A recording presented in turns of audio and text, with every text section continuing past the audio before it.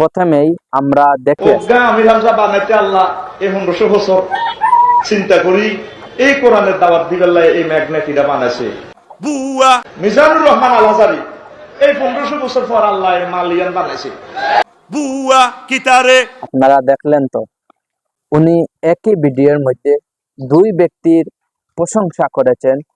একজন হচ্ছেন মিজানুর রহমান আজহারি আর একজন হচ্ছেন আমির হামজা। এই দুজনকে রব্বুল আলামিন 1500 বছর চিন্তা করে ওনাদেরকে দুনিয়াতে সৃষ্টি করেছে। মৌলানা রফিকুল ইসলাম আফসারি উনি কি বলে, উনি কি জানে, উনি কি মানুষকে বুঝাতে চায়, এই মঞ্চগুলাতে আমাদের হক্কানি উলামায়ে কেরাম, নবী ওয়ারিস যারা আছেন, ওরা সঠিক দিনের কথা বলে যান, কিন্তু এর মধ্যে দুই একজন এই ওয়াজের মঞ্চটাকে ডং তামস পুত্র বানিয়ে রেখেছে।